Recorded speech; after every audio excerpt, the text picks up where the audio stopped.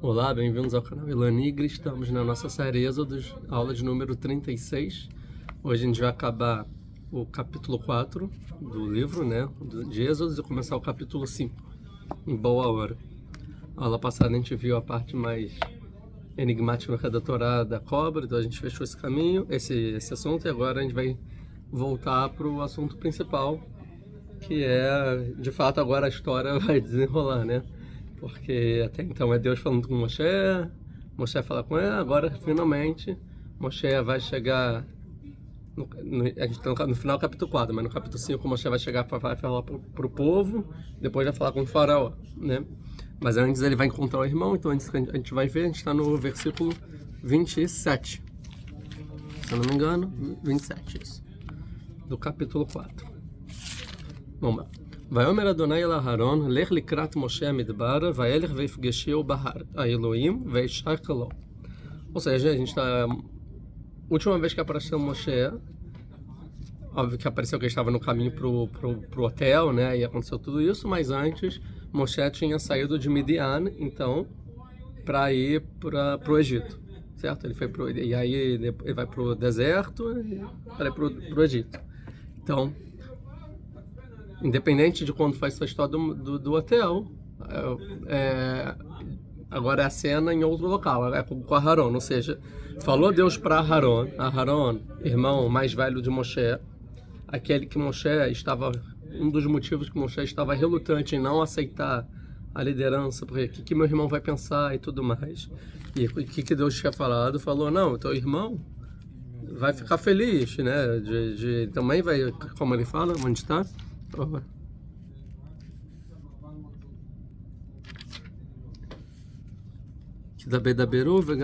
Aqui, versículo 14. E ficou nervoso Deus com Moshe e falou, e não é que seu irmão, o Aharon, seu irmão, o Levi, e a data eu já sabia que da beira da berro, já sei que ele é de falar. E veja, ele também, então, ele vai sair em sua direção, ele vai sair para te receber. Verá a raça boa, e quando ele te ver, ele vai ficar feliz no coração. Ou seja, Deus já tinha falado, ó, seu irmão, ele vai ficar feliz. E então agora, para acontecer isso com o que ele falou para Moshe, então quando Moshe então sai para ir para o Egito, fala Deus para Aharon. Ou seja, se Deus fala para Aharon, como que se dá? Aparece de forma de uma pessoa e fala, oi Aharon, tudo bem? Ó, Moshe, não, é uma profecia, certo?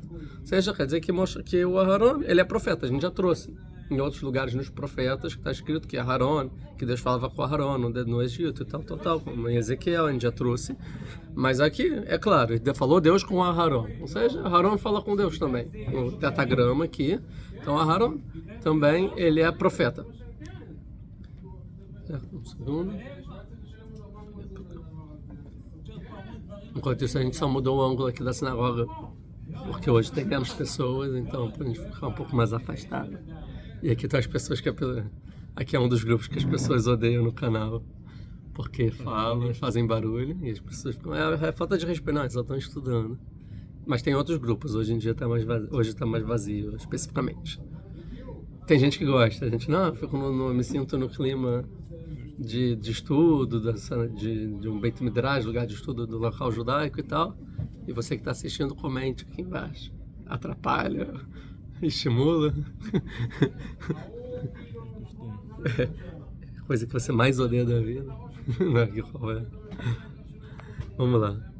Se bem que se a pessoa chegou até aqui nesse vídeo e começou lá em Bereshit, quer dizer que no mínimo já acostumou, ou não, né? Não sei. Então falou Deus para Aharon, vai e Likrat, né? Vai em direção, não é direção, é receber o Moshe, Amidbar, que significa Amidbar, para o deserto, ou seja, vai para o deserto, sai do Egito, onde estava o Aharon, em Goshen, provavelmente, no Egito, onde os judeus viviam, vai para o deserto, sai do Egito, vai receber Moshe fora do Egito, certo? Recebeu Moshe, vai ele, então Aharon vai Vegesheu Behar Elohim, e eles se encontram no monte de Deus. O que é o monte de Deus? É o que é dito já no início do capítulo 3, que é o Monte Sinai. que a gente vê aqui lá que é o monte chamado Horeva, certo? Que é o Hara Elohim, que é lá que Deus fala, quando o povo sair do Egito, eles vão vir sacrificar para mim aqui nesse monte. Então a gente sabe que é o Monte Sinai, ou seja, então Aharon vai encontrar Moshe no Monte Sinai, que por acaso é o mesmo local que Moshe teve a profecia com Deus e viu a sarça ardente e tudo mais. Então a gente volta de novo para esse local. Ou seja, Moshe tá no Monte Sinai, Deus falou, vai salvar o povo no Egito. Em vez de salvar o povo no Egito, ele vai falar com o sogro. Nisso que ele vai para com o sogro, depois ele volta. E agora ele está chegando de novo da onde ele partiu, e é lá que Aharon já foi e se encontrou com ele. E beijou ele, né? E deu um beijo. Ou seja, não diz aqui quem que beijou quem, vai Shakló, a princípio, acho que é o Aharon, né? Que vai, encontra e beija. Né? Então, a princípio aqui é o Aharon, pode ser que é Moshe que beijou, pode ser, talvez, né? Mas é interessante que eles se encontram no Monte Sinai. Então, encontram entre os dois irmãos. Daqui, por exemplo, aqui o Ramban vai dizer que o Monte Sinai, então, é o meio do caminho entre Midian e Mitzrayim, e o Egito e Midian, onde vivia a família de Moshe. E imediatamente quando Moshe sai, Deus fala com Aharon. Então, como se fosse que eles têm a profecia, enquanto ele está saindo, o Aharon sai ao mesmo tempo, e se encontram, então, no meio do caminho ambos. Vamos ver aqui, o Rashbam fala que por que Deus fala com Aharon? Para cumprir o que Deus falou para Moshe, ó, teu irmão vai ao teu encontro e vai ficar feliz, certo? Isso o Ramban a gente trouxe, que é no meio do caminho. Ele fala que o Aharon que beija Moshe. Por quê? Porque Moshe era humilde demais e demonstrava respeito com o irmão. Então, tipo, meu irmão mais velho e tal, vai lá, o Aharon tem a iniciativa, então, de dar um beijo no irmão mais novo. O Sforno, ele vai falar, não, que o Aharon beija Moshe não só como sinal de carinho, mas como um aluno que beija o seu mestre. Ou seja, que quando Aharon vê Moshe, ele vê a presença divina que paira sobre Moshe e ele beija como se fosse que beija algo consagrado, alguma coisa assim. Assim vai falar o Sforno.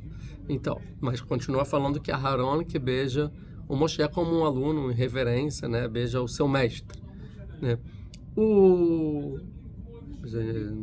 Precisa, tá. Já falamos isso? O Al-Sheikh HaKadosh, ele vai falar o seguinte, o Aharon já sabia que Moshe estava vindo, assim ele vai dizer, agora como? Não sei, mas a princípio, tinha fofoquinhas, que Moshe estava no caminho, já estava vindo, então, a princípio, é o que o Alshei vai falar. Não, então, mas ele vai falar o seguinte, e o Aharon, então o Aharon, ele vai ao encontro de Moshe antes de Deus falar com ele, e quando Deus aparece para o Aharon, ele na verdade vem dizer por qual caminho ele deve encontrar Moshe, onde encontraria Moshe, e não, tipo, vai lá encontrar Moshe. E sim, Aharon já tinha tido a iniciativa, e nisso que tinha a iniciativa, Deus falou, vai então chamar, vai lá Moshe, vai por aqui. No versículo eu não vejo muito isso, né? Ele falou, deu para Aharon, vai encontrar Moshe no deserto. Talvez não no deserto, dizer aonde encontrar, mas tá bom, a opinião dele, não lembro exatamente as palavras dele, mas é isso que ele vai falar. E ele vai falar o seguinte, é Aharon que encontra Moshe, e não o contrário, isso fica óbvio, fica claro, né? Que ele vai ao encontro de Moshe, e não Moshe que está indo ao encontro de Aharon. Ou seja, a princípio é uma surpresa para Moshe. Não, é uma surpresa porque Deus já tinha dito que Aharon, mas talvez ele não sabia que ia ser logo cedo antes de chegar no Egito. Então ele falou, Aharon, você aqui, né? Ele é pego de surpresa. E por que eles se encontram no Hara Elohim, ou seja, no Monte Sinai? Por que lá? Porque Moshe estava lá, né? Então vai explicar que Moshe ele volta então para lá porque ele queria se concentrar na profecia, e quando ele passa por lá fala, não, calma aí, eu vou aproveitar o local que eu tinha a profecia com Deus para lá eu conseguir me concentrar e tal, ter as minhas ideias em ordem antes de ir para o Egito. Então, quando Moshe estava lá concentrado no Monte Sinai, Aharon chega e encontra ele lá, então Moshe não percebe que Aharon chegou, então Aharon vai lá e beija Moshe, antes que Moshe ainda estava concentrado e tudo mais, e lá, e nisso que ele está concentrado, vem Aharon, beija ele, né? Meu irmão, tipo, pego de surpresa, e continuando isso, nessa linha, o Netziv de Volozhin, ele vai completar, e vai falar o seguinte, que então quando Aharon ele vê Moshe no Monte Sinai, vamos dizer, fazendo aí do bodeduto, né, como vai dizer, isolado, se concentrando na profecia e tudo mais, ele vê Moshe e aí ele entende o que é Moshe, porque já não via Moshe há décadas, né, não sabia como era o irmão vivia no palácio do faraó, e então é de propósito que Deus faz eles se encontrarem lá nesse momento, que como o Moshe ele não está lá preparado para receber Aharon e se está concentrado com Deus, Aharon ele presencia isso e ele logo, por ser profeta, ele já entende o nível de Moshe, já entende que o Moshe ele é muito maior que ele, né? Então Aharon entendeu ainda mais a grandeza de Moshe e ele beija de tanto amor e também de reverência, vê como o Moshe era grande em profecia da cena que ele presenciou, então vai lá e beija o Moshe, tá bom? Então seria a explicação do Netziv. Então já dá mais uma cena aqui para o nosso filme, quando a gente fizer, né, do Aharon vendo Moshe e tal. E então por isso ele fica, então talvez aqui e aqui talvez cumprindo o que Deus falou para Moshe, que ele vai ficar feliz. Ou seja, não só tipo, chegou o irmão, eu sou o líder e tal, e a Aharon, pô, tudo bem, tô feliz. Não, mas o fato dele encontrar Moshe, ver Moshe concentrado, entender quem é Moshe no Monte Sinai, ele fala, pô, é isso, tá certo. E aí ele fica feliz no coração, fala, pô, Moshe realmente é um grande profeta e vai salvar nosso povo. Então Moshe, talvez só nesse encontro, o Aharon já confia em Moshe. Antes de tudo acontecer. Então, como não necessariamente foi Samar Velibó, se refere ao fato de ele ter encontrado Moshe especificamente, talvez seja em relação a saber que vai vir a Geulah. Samar Velibó talvez saber que vai ter salvação e saber, tipo assim, realmente Moshe está propício a algo acima do que eu estaria propício. Porque até então eu sou o profeta que falo, eu que estou todas essas décadas enquanto Moshe está fora, falando, povo, não desistam, vai ter esperança, Deus vai salvar a gente. Ele prometeu para Avraham, para Yitzhak e Yaakov, o pacto, a gente vai voltar para a nossa terra, né? Não desistam e tal. Ele está décadas falando isso, certo? Dando a esperança para o povo. E é nisso que vai chegar um outro que ele vai entender, pô, ele é profeta, ele sabe, o Moshe realmente é maior do que eu, vai se Mabelibó, falar, uau, finalmente alguém melhor do que eu para fazer o que eu não consigo. Eu achei que Samar-Velibó era um tipo de uma demonstração de amor fraternal, mas também, né, acho que também. De qualquer forma, o que a gente sabe é que é uma relação que não tem nenhum tipo de inveja, né, de ciúmes, inveja, de nada, né, nenhuma rusga, vamos dizer assim. Vamos continuar, 28. Vayaged Moshe le Aharon. Então ele contou e relatou Moshe para Aharon et kol devrei Adonai, todas as palavras de Deus, asher shelacho, que enviou ele. Então o que são todas as palavras? Talvez tudo que a gente leu, estudou até agora. Mas qual é o foco principal que Moshe quer dizer? Asher shelacho, que ele enviou ele. Ou seja, Moshe está tentando explicar, olha, Deus me enviou e não você. E eu estou te contando tudo para entender porque Deus me enviou, mas entenda, eu não queria, eu falei várias vezes que eu não queria, eu estava preocupado com você, mas aí então você vai ser o intérprete, ou seja, talvez o primeiro foco de Moshe é tipo, Aharon, não fica chateado comigo, Deus me enviou, mas deixa eu te contar o porquê, todo o background, olha, me enviou por causa disso e aqui, né? Vet kolotot asher tzivav, e também com todos os sinais que ele ordenou a fazer, porque o Aharon é que tem que fazer. Então vamos ver o que os comentaristas vão falar. Vão falar o seguinte: o Ramban vai falar tudo o que Deus falou, ou seja, que ele relutou, que foi enviado forçadamente, que por ele não ia. Isso é o Ramban. Agora ele vai trazer um Midrash que vai falar tudo o que Deus falou, explicar o nome inefável de Deus, que Deus fala, qual é o seu nome, e é Sheri. E a gente explicou a aula toda sobre o que é o nome de Deus, que entender a princípio que Deus ele é necessário à existência, que ele criou tudo, né? Ele é a fonte de tudo, o motor que gera toda a humanidade, tudo mais isso. Tudo isso, de acordo com o Ramban, na misericórdia e outras explicações, isso está na aula que a gente viu sobre o nome de Deus, certo? Então, ele contou o nome de Deus para o Aharon. Por quê? Porque era importante o Aharon entender muito bem os conceitos, porque seria Aharon que explicaria para o povo, não para o Moshe. Então, deixa eu te explicar tudo, deixa eu dar a aula. Então, o Midrash vai dizer, deixa eu dar essa aula sobre teologia, porque é você que vai contar para o povo tudo isso. Você que vai ensinar o povo isso, que eles vão perguntar e para eles entenderem o que a gente está fazendo. Mas o literal é em relação ao Deus me enviou forçadamente, mas eu queria que fosse você. O Riscone vai falar tudo o que aconteceu, mas ele vai focar no assunto anterior. Por isso que eu trouxe minha esposa, estou com a minha esposa e meus filhos aqui e tal. E a Haron que vai falar, não, volta pro Egito eles, que não é para eles ficarem. De acordo com o opinião do Riscone, a mulher só vai voltar porque a Haron é um midrash também, que é a Haron que fala para eles voltarem. Que fala, já não basta o sofrimento aqui, você ainda trouxe mais pessoas para o sofrimento. Tá? O Alter, mesma coisa, que Deus me enviou a mim, e não você a Haron. Né? Esse é o foco do Moshe. E o Netzi vai falar que todos os milagres que ele ordenou, que quer dizer que ele ordenou, não foi contar só o milagre em si, esse milagre, mas explicar o assunto, o que quer dizer que está um milagre em milagre, porque é Haron que vai ter que explicar para o povo cada milagre. Esse milagre significa isso, esse milagre significa aquilo. Que a gente já falou nas aulas lá dos milagres que significa cada um e um. Então é como se fosse aqui, então, de forma geral, além de justificar porque ele é um enviado, Moshe quis dar aula de tudo que ele aprendeu, porque o Aharon vai ter a difícil tarefa, que é a tarefa na qual o Moshe estava relutando, que é explicar para o povo tudo que Deus falou para ele. Com o objetivo que o povo acreditasse que viria a salvação. Que é a função de Moshe, tá bom? Então vamos continuar. 29. Vai ele Moshe e Aharon, ve'asfu et kol ziknei bnei Israel.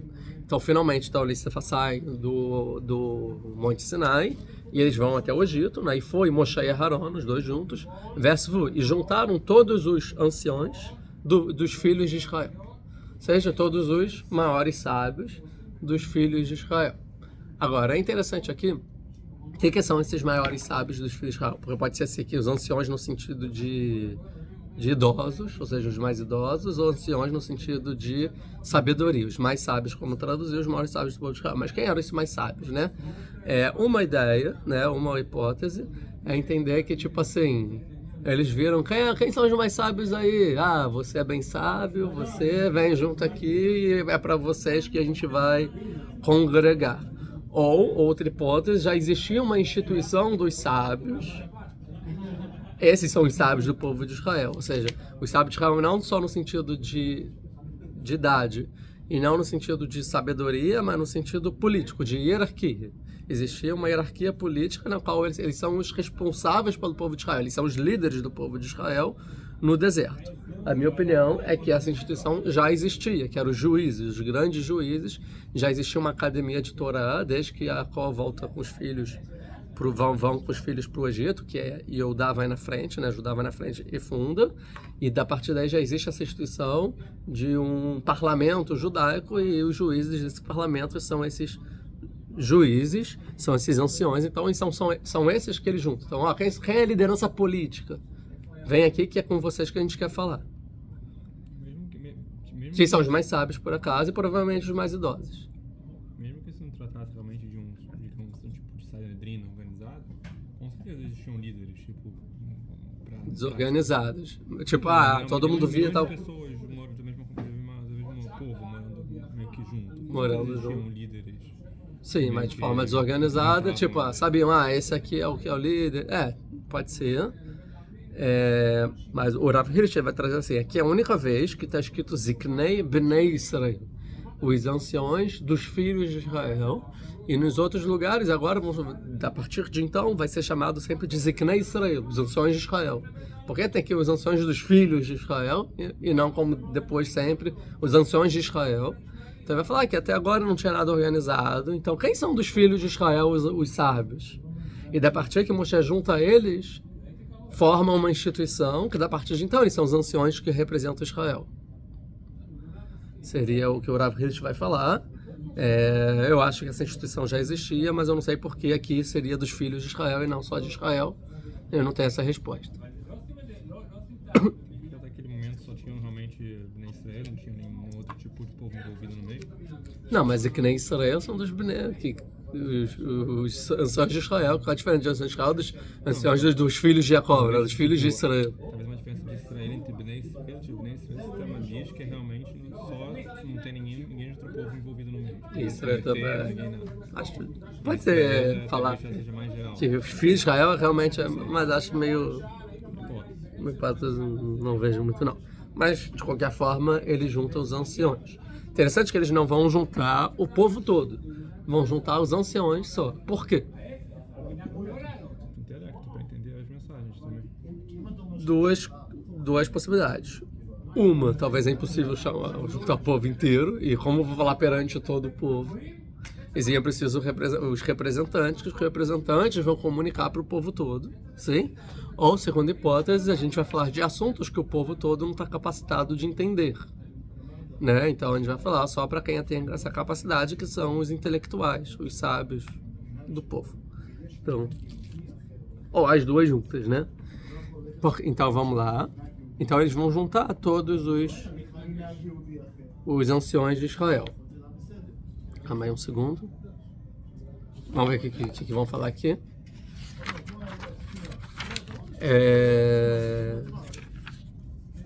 Calma aí, aqui mesmo. Tá. Não, beleza, vamos continuar. Então eles vão juntar, né? Então foram lá e juntaram esses anciões. 30. Vai daber a Haron et kol advarim asher diber Adonai el Moshe vayas otot lenei ha'am. E falou a Haron todas as palavras que falou Deus para Moshe, que Moshe já tinha contado lá no Monte Sinai para o Haron, certo? E interessante então que falou a Haron. Moshe não fala. Por quê? Foi que ele combinou com Deus. Quem vai falar é Haron. Então só Aharon falou. Os dois juntaram. Quem falou é o Aharon. Então Aharon vai falar tudo que Deus falou para Moshe. Então a gente já vê que não é de fonte primária, sim, de fonte secundária. Deus falou para Moshe, Moshe falou para Aharon e Aharon que fala para o povo. Por quê? Porque Moshe pediu. Então Deus falou, então tá bom.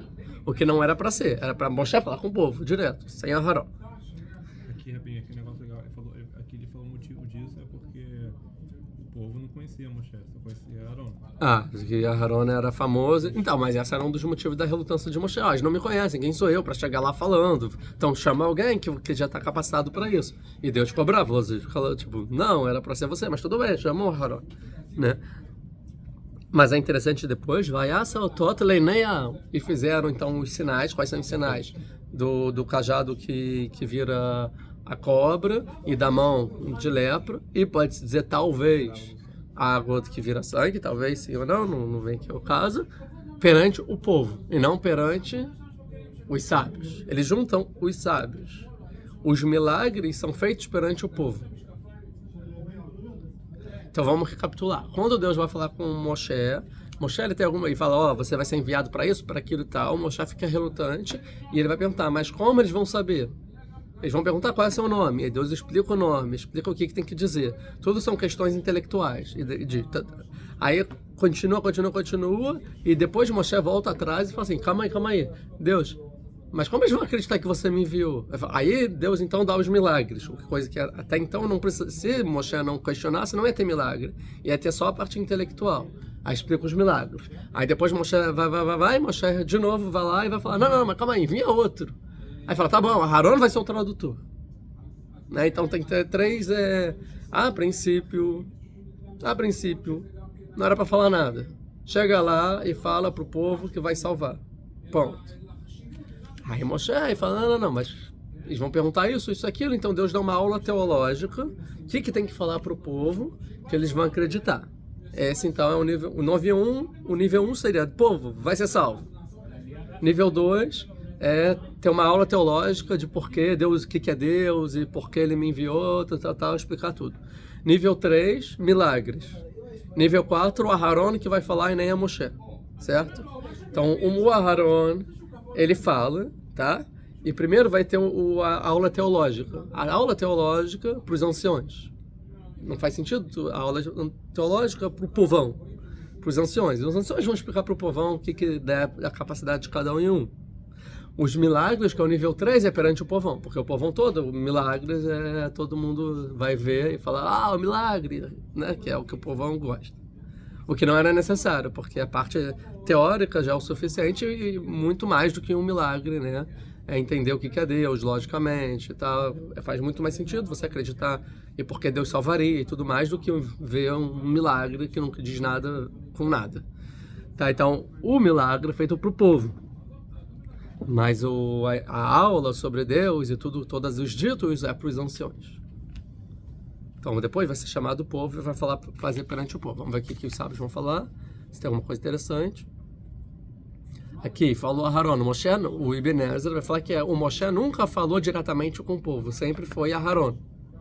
E vai falar sempre mesmo. Porque ele fala, quando Aharon morreu, ele é substituído imediatamente pelo Elazar. E aí Elazar que fala com o povo. Ou seja, até o final da Torá, é Aharon e o filho, depois que ele morre, é o filho que fala com o povo e não é Moshe. Isso é o Ibn Ezra. Tá? Aquela Guemará que fala... Que? Como é que era o ensino das coisas? Onde que entrava Aharon, entrava... Então, ele ensina para o Aharon, ensina para os filhos, e os filhos para o povo. Não, a Guemará, se não me engano, a Guemará fala que primeiro ele ensinava para o Aharon, aí o Aharon sentava no lado, entrava os filhos, ensinava para os filhos, eles sentavam no lado, entrava os sábios, sentavam no lado, entrava o povo, sentavam no lado. Aí Isso. depois vinha o Aharon, ensinava... Não, cada um recebia 4 vezes. Então, mas tinha uma passagem direta de Moshe para o povo. Moshe para o Aharon, para os filhos e para os sábios, mas o Moshe não falava direto para o povo, eu acho. São 4 vezes. Moshe, filho e para o povo. Né? Acho que sim. Depois o Moshe saía e Aharon falava. É uma questão para o Ibn Ezra, né? Uma dificuldade para o Ibn Ezra. Eu não vejo que o Moshe sempre falou sempre precisou do Aharon, não. Mas tem que ler direito. Também não passei tudo e vi todas as falas e tal. Me parece que não, mas opinião do Ibn Ezra. Tá? O Tzoror Amor vai explicar por que perante o povo, vai falar porque os sinais foram para o povo e não para os sábios. Pois para os sábios transmitir o nome de Deus é o suficiente, que é o que eu expliquei. Tá? Então, depois que o povo vê os milagres, e essa é toda o problema do Moshe, ninguém vai acreditar em mim, né, e tal, vai amém. O povo acredita. Pronto. Deu certo, como Deus falou. Né? O povo acredita. Veishmeu, e ouviram que Pakad Adonai Bnei Israel, que Deus salvará, redimirá, né? Resgatará, seja como traduzir, os filhos de Israel. Eles ouviram então que o Deus vai resgatar os filhos de Israel. Vechira Aitoniam, e que Deus viu a aflição que eles estavam passando, vai Kdu Vestahu. E se curvaram e se reverenciaram. Daqui a pouco a gente entra nisso. Ou seja, o povo acredita, tá bom? Mas é interessante que é o seguinte, e acreditou o povo, ponto. Acreditou no quê? Nos sinais que eles viram, ou talvez no nome de Deus que ensinou para os anciões, né? Alguma coisa assim. Ou então que acreditou que Moshe falou que pacad, né? Que é a expressão que Yosef usa, que pacod, efkod, etrem, antes de morrer. Então, quando ele falou que pacad, ele falou, ele falou esses dizeres e não quer dizer que ele é o Salvador, que era a tradição que eles tinham. Então, a princípio, eles acreditaram o que foi dito antes, ou seja, tanto o que ele falou com os anciões, quanto os milagres que ele fez perante o povo. Isso eles acreditaram. Já que eles acreditaram, vai Shmeu que Pakad Adonai Bnei Israel. Então eles deram um voto de confiança em ouvir que Deus vai salvar. Ou seja, tudo que eles falaram, eu acredito. Ou seja, que Deus falou com Moshe ou Aharon. Então, já que eu acredito na profecia de Moshe, então eu vou ouvir o que ele tem a dizer. Mas não que o que ele tem a dizer é 100% verdade, indubitável, que eu não tenho nenhum tipo de dúvida que talvez não seja. Não. Eu vou dar a Hazaká, eu vou dar uma moral para Moshe, já que eu acredito nele, então eu vou dar um voto de confiança. E ouviram que Deus redimirá, e Deus viu a aflição deles, e por isso eles se curvam para Moshe, porque está falando, então eu vou acreditar, mas não com uma fé cega, que não importa o que acontecer. Quer dizer isso? Não. Aparentemente, sim, já que o que ele falou faz sentido, e os milagres são milagres. Tá vendo o que os sábios falaram? Os sábios falam isso, ó. Um segundo rapidinho. Só voltando atrás, um segundo. A mensagem para o povo era que ele ia tirado realmente de Mitzrayim, ou parou que era fazer o Kurban? Ou para os dois aqui ia fazer o Kurban? Não, para o povo falou tudo, que Deus vai salvar, vai levar para a terra de Israel e tudo mais. A princípio, tudo. Lá atrás, tudo. Sim. Tá.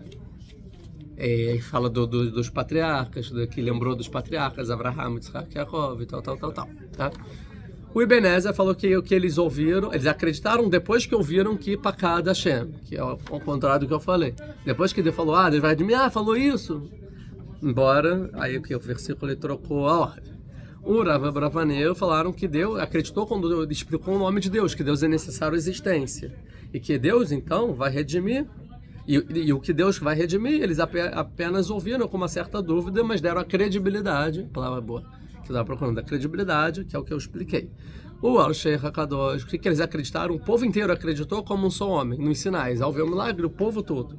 Não só os sábios, como todo o povo acreditou. E só depois eles ouviram, então, que Deus vai redimir. Né?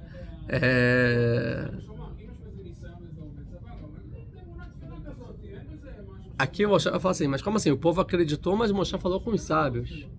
Só com os sábios. Falou, mesmo que o Moshe falou só com os sábios, o povo todo acreditou, porque depois os sábios comunicaram ao povo. Então a explicação do Al-Sheikh, Moshe só falou, Aharon, né? Só falou com os sábios comunicaram ao povo. O povo, mesmo sem ouvir diretamente Moshe, acreditou. Então é como se fosse que o povo acreditou. É isso que ele quer dizer aqui. Né? Mas no final, a ideia é que todos acreditaram como um só homem, ou seja, todo mundo comprou o que Moshe falou. O Netziv falou que o povo acreditou. Outra coisa, que Deus apareceu para Moshe na sarça ardente, ou seja, eles acreditaram que Moshe teve a profecia. Então eles ouviram qual é essa profecia, que Deus vai salvar eles e vai vingar dos opressores. Agora, o Rav Reis vai explicar o que é Vaikdu e Veishtachavu, que é alguma coisa conhecida, que qual a diferença de Ikdu e Ishtachavu, né? Que a princípio se curvaram e se prostraram, uma coisa assim. Então, Vaikdu é quando a pessoa ela fica com os pés juntos, retos, né? Em pé, e ele só curva a cintura para baixo em sinal de reverência. Isso é Vaikdu. E Veishtachavu é quando a pessoa deita totalmente no chão, ela estende, né, as mãos e os pés assim no chão, e com a cabeça virada para o chão em sinal de reverência para Deus, que aí é uma reverência muito maior do que só a reverência em pé, que é como se fosse que a pessoa está totalmente submissa a Deus, né? Se dando todo para Deus, assim, que é o maior tipo de reverência que só se fazia no templo, ao ouvir o nome de Deus, de 72 letras e tal. Então, acabamos o capítulo 4. Boa hora. Vamos para o capítulo 5. Logo, o problema do povo acreditar não existiu. E Moshe, então, ele pode dar um check, né? Tem duas missões. Uma é ensinar o povo que eles iam ser salvos e fazer o povo acreditar. E outra é falar com o faraó para libertar. Povo completo. Agora vamos ao faraó, né? E aí vai começar os problemas. Vamos lá, capítulo 5. Embora mudou o capítulo aqui, certo? Do 4 para o 5. E essa divisão de capítulo é uma divisão moderna, né? Vamos dizer assim, faz poucos séculos, vamos dizer assim. Mas não é da Torá, né? A divisão dos capítulos. Mas de acordo com a Torá, está no mesmo capítulo que a gente está falando, ou seja, uma continuação. O capítulo na Torá vai começar desde que Deus falou com Aharon, vai em encontro de Moshe e continua o mesmo capítulo, né? E continua o assunto então. Vamos lá, capítulo 5, versículo 1. Ve'achar, e depois, que é uma expressão um pouco estranha, geralmente é ve'achar dvarim a ele, depois dessas coisas. Não, ve'achar, e depois, ou seja, tem prosseguimento, né? Ve'achar, ba'u Moshe ve'Aharon, Ve'amru el Paró, foram Moshe e Aharon e falaram para o faraó. Ou seja, a Torá faz questão de enfatizar quem foi para o faraó, Moshe e Aharon. Quem é por quê? Por que essa ênfase Moshe e Aharon? Porque alguém não foi, né? Quem não foi? Os anciões. A gente vai ver daqui a pouco. Que deveria ir, de acordo com a maioria das opiniões. Algumas opiniões vão dizer que os anciões foram. A Torá só não mencionou. Mas o fato de enfatizar Moshe e Aharon, talvez é uma ênfase que os anciões não foram, que é a maioria das opiniões, né? E eles foram para o faraó. E o que eles falaram para o faraó? E falaram para o faraó. Então, a primeira vez que eles vão falar com o faraó, certo? Ko amar Adonai, Elohei Israel, shelach et ami ve'achogu li bamidbar. Então falaram para o faraó o seguinte: assim disse Deus, os profetas geralmente começam assim, Ko amar Hashem, né? Assim disse Deus. E o Deus aqui é o tetagrama. Aí eles botam mais o nome de Deus, Elohe Israel, porque pergunta, tá, quem é esse Deus? Elohe Israel, ou seja, a força de Israel. Ou seja, o Deus é o Deus de Israel. O que ele falou? Shlach itami, envia o meu povo, vai rogo liba midbar, e festeje, que eles vão festejar para mim no deserto. Tá? Muita coisa que a gente tem para pensar sobre isso. O que é muita coisa? Primeiro, Deus e Deus de Israel. Por que dizer isso? Mas vamos falar da informação em si. Envia o meu povo. O meu povo. Quem é o meu povo? Deus falou, envia o meu povo. Falando para o faraó. Logo, Deus está falando que o meu povo é o povo de Israel. E não você. Você não é meu povo. Ou seja, o meu povo é o povo de Israel. Envia eles para o deserto, que eles vão festejar para mim no deserto. Tá? O que tem de mais nessa internet? Porque quando o Moshe está no deserto, Deus aparece para Moshe e fala o seguinte, no capítulo 4, a partir do versículo 21, e aí, no versículo 22, está escrito assim, e falará para o faraó, Ko amar Adonai, assim disse Deus, então, assim você vai falar, ou seja, tem a frase pronta, é isso que você vai falar. Bene Bechori Israel, meu filho primogênito é Israel. Moshe falou isso para o faraó, meu filho primogênito é Israel? Não. Ele falou, envia o meu povo para o deserto. Certo? Que? Ou não está escrito. Mas continua. Vai Omar Elecha, e falará para ele. E mais uma coisa então. A primeira informação que você tem que falar para o faraó é que meu povo primogênito é Israel. Segunda coisa, falar para ele, Shlachet Beni, envia o meu povo Ve'avduni, que eles vão me servir. Aqui ele falou, Shlachet Ami, né? Ou seja, envia o meu povo, que eles vão festejar para mim no deserto. E ele fala, e ele não vai querer enviar, e veja, eu vou matar o filho dele primogênito. Então, mais ou menos, certo? O que Deus falou para ele. Mas não exatamente. Entendeu? Que não é exatamente a mesma coisa. Uma outra dúvida é que no capítulo 3, versículo 18, Deus já tinha dado o comando para Moshe o que ele tem que falar para o faraó, que é diferente do que ele fala no capítulo 4, versículo 22. Que é o seguinte, 18 aqui. Quando ele fala, quando você chegar para o povo de Israel no deserto, vai falar que o Deus dos antepassados e tal, vai levar para a terra de Israel. Aí fala no versículo 18, Veshamule Kolecha, eles vão ouvir a sua voz. O povo ouviu a voz de Moshe, certo? O Batatá Veziknei Israel Melech Mitzray. E irá então você e os anciões de Israel para o rei do Egito. E a gente viu que os anciões de Israel não foram. Só Moshe e Aharon. Ve'amartem elav, e vocês falarão para ele. Então aqui tem um comando, o que tem que falar para o faraó? Adonai Elohei Ivrim, Deus, o Deus dos Ivrim, dos hebreus. Moshe fala que é o Deus de Israel, e não dos hebreus, certo? Nikra aleinu, chamou a gente, ve'atanechana derech shlosh atamim. E agora a gente vai lá, num caminho de 3 dias, Bamidbar, no deserto, Venizbechal Adonai Eloheinu. E a gente vai sacrificar para o nosso Deus. Aqui tem a informação dos 3 dias. Então a gente vai aqui 3 dias sacrificar para o nosso Deus. E depois, então, tudo vai indicar que voltaremos. Então, se a gente parar para pensar, Deus deu 2 comandos para Moshe em momentos diferentes. Um é que ele vai com os anciões para o faraó e falar que o Deus dos hebreus mandou eles sacrificarem para ele no deserto num caminho de 3 dias. E depois, quando ele já estava indo para o Egito, no deserto, Deus fala, não, fala para o faraó que o povo de Israel é meu povo primogênito e você deve libertar o meu povo, que eles vão festejar para mim. É um pouco diferente, é sutil, mas é um pouco diferente. Mas no segundo não tem informação que é em 3 dias. Só tem informação que liberta. Liberta o quê? Para sempre? Mas no primeiro está escrito, no caminho de 3 dias.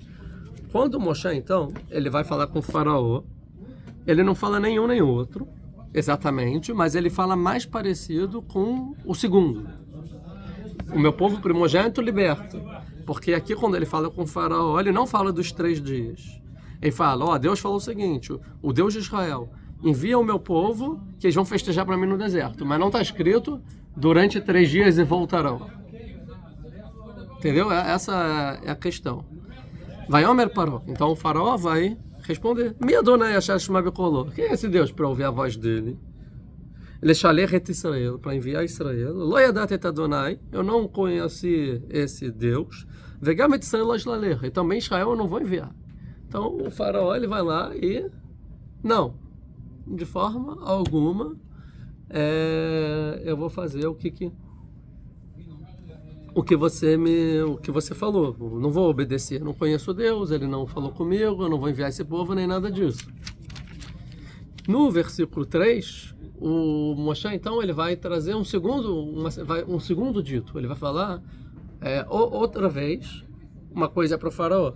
Vai Omeru, e falaram, Moshe e Aharon, Elohei Aivrim, o Deus dos hebreus, Nikra Aleinu, apareceu para a gente, Nelchana derech shelosh atamim. Iremos, por favor, num caminho de 3 dias, Bamidbar, no deserto. Venisbechal Adonai Elohim. A gente vai sacrificar para o nosso Deus, Penifgaenu Badever ou Bacharev. Porque talvez a gente vai morrer acidentalmente com uma peste ou com uma espada. Porque também a gente pode morrer. Se a gente pegar a informação do que Moshe falou dessa segunda vez para o faraó, é muito parecido com o que Deus falou na primeira vez para o Moshe. Que aí sim ele vai mencionar que é um caminho de 3 dias.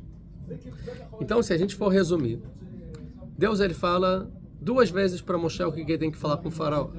A primeira é que ele vai com os anciões e tem que falar que é o Deus dos hebreus apareceu para a gente e mandou a gente no caminho de 3 dias para o deserto sacrificar. E no segundo é dizer, eu sou o Deus do povo de Israel e é para enviar o povo de Israel porque eles vão festejar para mim. A segunda vez é mais ou menos o que Moshe fala para o faraó da primeira vez. E o que Deus fala da primeira vez é mais ou menos o que Moshe fala para o faraó da segunda vez. Estão comigo? Estão comigo? Um pouco complexo. Mas só para entender aqui o que vai se dar. Por quê? O que acontece? No versículo 4, vai Omer Elohim Alehem, que o faraó vai responder para Moshe, Melech Mitzrayim, o rei do Egito. Lama Moshe e Aharon tá frio etam e massav lechuli sivotam. Por que vocês estão atrapalhando o povo com isso aí? Vai voltar para o trabalho de vocês. Vai Omer Paroi, falou faraó, Hem rabim ve'atam haaretz ve'shavtem otam sivotam. Eles são muitos e vocês estão parando o trabalho deles. Vai tzav paró bayamahu, e faraó vai ordenar naquele dia para aumentar no final o trabalho e a escravidão do povo de Israel. Ou seja, o faraó, como consequência do que Moshe vai dizer, ele vai ficar bem nervoso e vai falar, não vou fazer nada, e não só isso, como eu vou piorar o que eu não vou, não só não vou deixar, como vou piorar a situação de vocês, certo? É a consequência. Mas esse nervosismo do faraó é consequência do que Moshe fala na segunda vez. E não consequência do que Moshe fala da primeira vez. Isso é muito importante entender. Porque na primeira vez, o faraó fala, quem é Deus? Para eu ouvir. Não vou fazer. Aí Moshe vai falar uma segunda vez. Disso que Moshe fala uma segunda vez, o faraó vai falar, sabe, eu não vou fazer e não só isso, eu vou piorar. Então existe alguma coisa nessa segunda vez, na segunda informação de Moshe, que faz o faraó realmente ficar chateado, coisa que não tem na primeira informação de Moshe. Entendeu? Entenderam o que eu estou falando? Está aqui também, né? Está entendendo? Então é o seguinte. E, só para fechar o assunto, esse assunto que o povo de Israel é meu primogênito, Moshe vai falar isso para o faraó só antes da última praga para a morte dos primogênitos. Ele fala, olha, o povo de Israel é o primogênito. Então tem que entender por que Moshe ele só pegou essa informação e só jogou, e seu filho vai morrer, né? Só no final e não agora, tá? Só que no final, se a gente juntar a morte dos primogênitos, esses dois ditos, no final Moshe fala tudo que Deus falou para ele falar. Isso sim, de fato. Tá? Antes de explicar, vamos ver o que os sábios vão falar aqui. Então, e depois, foi Moshe e Aharon e falaram para o faraó, assim disse Deus, o Deus de Israel, envia o meu povo que eles vão festejar para mim no deserto. E aí o Rashi vai trazer, e os anciões, onde eles estão? Então eles foram juntos, assim vai trazer um Midrash, foram juntos com Moshe e Aharon, mas quando eles iam passando as salas e tudo mais, o corredor do faraó, eles foram indo embora, cada vez um em um. Quando chegou no faraó, só chegou Moshe e Aharon, porque eles tiveram medo, né? Ficaram com medo, falaram, vou ver o faraó. E entendo que não é só o faraó que está lá, né? É o faraó, todos os ministros, toda a corte, tudo mais, né? E aí o Urash vai falar que esses anciões, por não ficarem até o final, eles foram punidos na entrega da Torá, que quando a Torá for entregue, os anciões não iam poder ficar na mesma proximidade do Monte Sinai, tanto quanto Aharon e Moshe, que ficariam mais à frente, ou seja, iam ter um alcance maior da palavra divina do que os anciãos, tá? Esse é o Urash de acordo com os Midrashim. O Ibn Ezra vai dizer o seguinte, o que é e depois? E depois do quê? Então, depois que o Aharon fez os sinais, depois que Aharon fez os sinais e o povo acreditou, então eles foram, né, pro faraó. Agora, por que está escrito o tetagrama e depois Elohei Israel, o Deus de Israel? Então, explica o Ibn Ezra que quando ele fala o tetagrama, o faraó fala, quem é esse? Que é o que ele vai falar logo depois. Quem é o tetagrama? Nunca ouvi falar, né? Então, já que o faraó não conheceria o tetagrama, o Moshe já fala, Hashem, o tetagrama, Elohei Israel, quem é esse? É o Deus de Israel. Então ele já denomina quem é esse Deus, é o Deus de Israel, né? Elohei Israel. Mas ele não fala Elohei Yaakov, o Deus de Yaakov, o Deus de Israel, porque não somente é de Yaakov, mas do povo inteiro, né? O Deus do povo.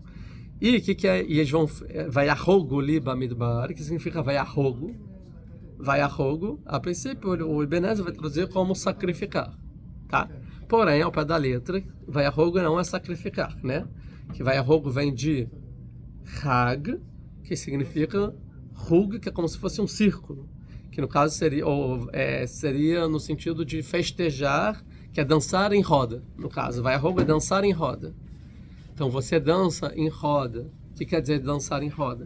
Você dança em roda em volta de algo na qual você acha importante.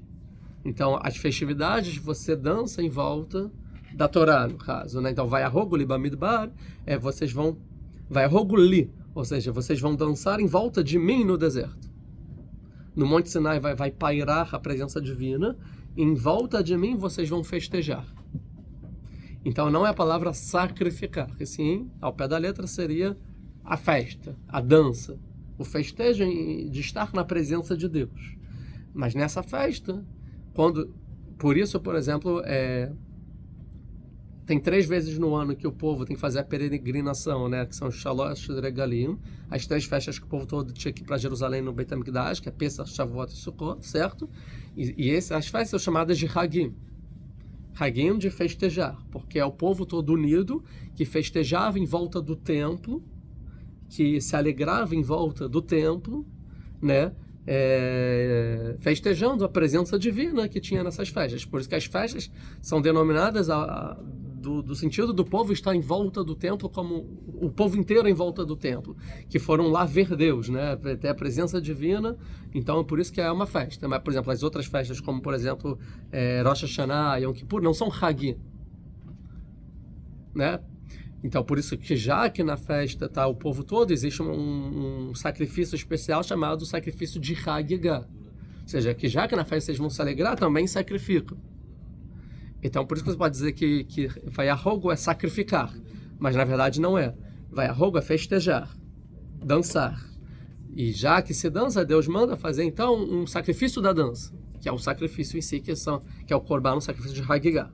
Tá bom? Entenderam? Que Vayahogu? Tá? O Rav Abravanel vai falar o seguinte: Os anciões não quiseram ir junto porque estavam com muito medo. E Moshe, então, quando vai falar com o faraó, ele fala que na verdade é Aharon que fala, né? Ele vai falar só poucas palavras, ele não vai se estender muito no que ele pede. Então ele fala assim, como Hashem, assim disse Deus. O que é Deus? O tetragrama, que é necessário à existência. Ou seja, é o Deus que manda em tudo. Né? Eloé Israel, ou seja, o que é Eloé Israel? Esse Deus que criou o mundo inteiro, que ele pode tudo, e dele vem tudo, toda a existência, ele faz tudo existir, certo? Esse Deus é o Eloé Israel, ou seja, ele supervisiona o povo de Israel. Não só ele criou o mundo e tal tudo, mas ele abandona, não, ele supervisiona de forma específica o povo de Israel. E esse Deus que supervisiona o povo de Israel falou, Shalach etami, envia, liberta o meu povo, porque é o povo especial, a mim, o meu povo, o povo desse Deus, ou seja, esse povo é um povo especial. Vai a roubo, eles vão sacrificar para mim no deserto. E por que ele fala e vai sacrificar para mim no deserto? Porque como o faraó entendia como se serve a Deus. Certo? Que é um pouco a gente vai entrar na opinião do Maimonides. Como se serve a Deus? Eu quero fazer um avodat Hashem, um serviço a Deus. Como é feito esse serviço? Acordei um belo dia, eu não tenho religião, eu não tenho sociedade. Acordei, eu sei que existe Deus. Falei, eu quero servir a Deus. Como se serve a Deus? Que? Não. Deus, para o caso do povo de Israel, se revelou para o povo de Israel e falou, eu quero que vocês me sirvam dessa forma. Mas vamos dizer que Deus não se revelou para o povo de Israel. Não tem a Torá, não tem as mitzvot. Como eu sirvo a Deus? É digno eu inventar da minha própria cabeça uma forma do meu coração puro? Meu coração é puro e eu acho que dessa forma se serve a Deus? Não. A pessoa não pode inventar como você serve a Deus. Porque no final, se você está servindo uma coisa que você pensou, quem disse que Deus gosta? Então como você vai servir a Deus de uma coisa que você não sabe conferir se Deus gosta ou não? Então qualquer serviço a Deus que Deus não ordenou, que não é da forma que Deus ordenou, é idolatria. É avodah zará. O que é avodah zará? Um serviço estranho. Estranho porque Deus não ordenou, é estranho. Não quer dizer que não necessariamente é idolatria. Pode ser idolatria também, mas pode ser até não idolatria nada, mas é estranho. Por que é estranho? Porque quem pediu para você servir a Deus? Ninguém pediu. Quem disse que é assim que Deus gosta? Então se você quer servir, você tem que entender se a pessoa quer ou não. Então isso é um problema de servir a Deus da própria cabeça. Os povos serviam a Deus através de sacrifícios. Então, o Egito, ele sabia servir a Deus através de sacrifícios. Então, são nessas palavras que o Moshe vai falar para o faraó, porque é como o faraó entendia como serve a Deus. O nosso Deus, que é o Deus de Israel. Por que é o Deus de Israel? Porque cada povo tem seu Deus, não é isso que vocês acreditam no Egito? Cada Deus domina uma coisa, porque são politeístas.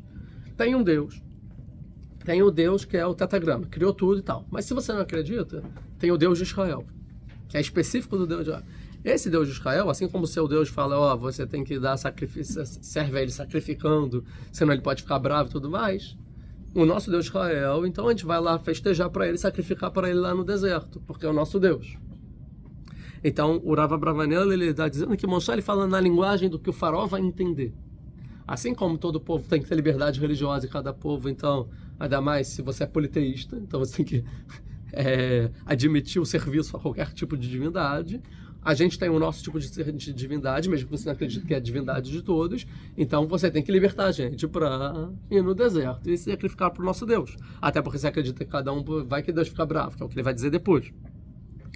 E agora ele fala, ele vai sacrificar no deserto, mas no deserto o Moshe não entra muito no assunto porque tem que ser no deserto e não necessariamente na terra do Egito.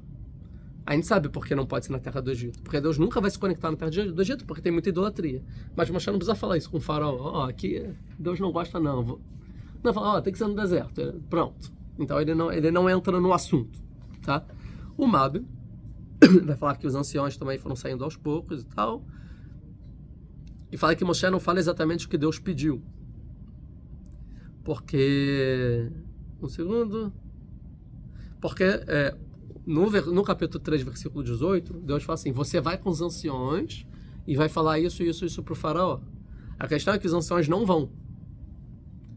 Então, eu só tinha a obrigação de falar assim se eu estivesse junto com os anciões, porque é como se você faz um coro, tem uma pressão. Mas agora que eu estou sozinho, então Moshe, ele resolve usar outro discurso. Essa é a opinião do Malbim.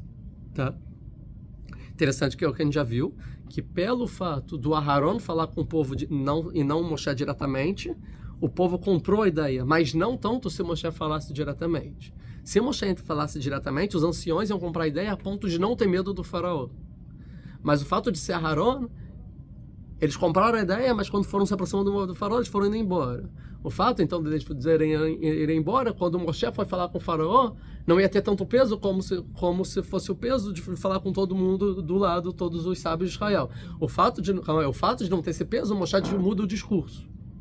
O fato de mudar o discurso, ele pesa menos aos olhos do faraó. E por causa disso, o faraó não vai deixar e o faraó vai aumentar o trabalho. O que vai fazer o povo desacreditar. Então, no final, tudo é uma consequência em cadeia de Moshe pedir que o Aharon falasse para o povo e não ele diretamente, como Deus falou antes: eu estarei com você. É o que a gente já viu. Então, Moshe ele vai mudar o discurso. Isso é o Netziv. O Netziv vai falar: o que é depois? Depois de convencer os escaninhos, vamos lá, tal. Eles se convenceram, então vamos. Mas aí os anciões foram embora no caminho, né? Moshe e Aharon sozinhos, pois os sábios eles não tinham confiança completa a ponto de arriscarem a vida deles. Confiavam, mas não a ponto de arriscar a vida deles, né? E Deus tinha garantido que os sábios ouviriam a voz. Ouviram, mas não mas nunca Deus ordenou aos anciões falarem com o faraó. A ordem de falar com o faraó é uma ordem exclusiva do Moshe. Você foi enviado para falar com o faraó, não eles. Então eles, se quiser vão, se quiser não vão. Depende da confiança deles. Você tem a obrigação. Então Moshe ele vai sozinho. Então ele fala, como Hashem, assim disse Deus, mas ele não fala exatamente como falou Deus, né? Porque os anciões não estavam presentes, logo ele começou de outra forma, né? Você vai falar a mesma coisa. No final, o Hashem vai resumir que Moshe ele fala então 3 princípios aqui. Um sobre a existência de Deus, assim disse Deus, o Deus que existe, que criou tudo. Outra sobre a providência de Deus, ou seja, que é asgarrar para ter a supervisão divina que Deus tem especialmente com o povo de Israel, ou seja, que Deus está olhando para esse mundo. E a terceira coisa é como Deus é todo-poderoso. Ele é todo-poderoso, que Deus ele mandou o Moshe falar para o faraó o que o faraó, que é o rei da maior nação, deve fazer. Se o Deus de Israel falou para o Moshe falar o que o faraó do Egito tem que fazer, quer dizer que o Deus de Israel comanda, engloba também o que o Egito, ou seja, o mundo inteiro. E é isso que o faraó vai responder. Ele não é de Israel? O que tu está mandando fazer coisa? Quem é esse Deus? Então ele fala, vai, homem paró, mi Adonai, ou seja, eu não acredito que existe um Deus que criou tudo. Achar de Mabecoló. Então se eu não acredito, eu não vou ouvir o que ele falou. Eu não vou enviar Israel, porque eu não acredito na supervisão divina especial para o povo de Israel, eu também não vou enviar. Adonai, e eu não conheci, ou seja, porque ele não falou comigo, falou para você, eu não conheci ele. Então também, o que ele ordenou, eu não vou fazer. Ou Vegam, e mesmo se ele tivesse ordenado, eu não faria. Porque ele está pedindo uma coisa aqui muito além do que eu faria como governante. Eu não vou libertar um povo inteiro porque Deus falou, não é nada disso, né? Mas isso a gente vai ver então melhor na aula que vem. E a gente vai então retomar na aula que vem a diferença desse primeiro versículo e do próximo, que aí como consequência disso, Moshe vai falar para Deus. E falou, o Deus dos hebreus chamou a gente e falou para a gente andar 3 dias no deserto e sacrificar para ele. Porque também a gente vai morrer pela peste ou pela espada. Então a gente vai ver qual é a diferença do versículo 3 para o versículo 1. Que 1 é o Deus de Israel. No 3 é o Deus dos hebreus. No 3 apareceu para a gente. No 1, assim disse Deus. O Deus de Israel falou para libertar a gente. E aqui não é libertar, e sim é deixar a gente andar 3 dias no deserto. E no versículo 1 fala é festejar para mim. E no versículo 3 é sacrificar para mim para não ter peste e tal. Então Moshe vai dar uma suavizada na frase, né? E muito coerente com o que Deus fala na primeira vez e não que fala na segunda vez para ele, como a gente explicou. E a gente vai ver que como consequência do que Moshe agora vai falar, que aí realmente o faraó vai ficar chateado e vai falar, então eu vou voltar para casa e eu vou ordenar para piorar. Então você entende que tem de tão grave que Moshe falou no versículo 3, que ele não tinha dito no versículo 1. Isso a gente vê a aula que vem. Muito obrigado, se gostaram, compartilhem o vídeo, comentem, curtam, se inscrevam e ativem o sininho. Muito obrigado.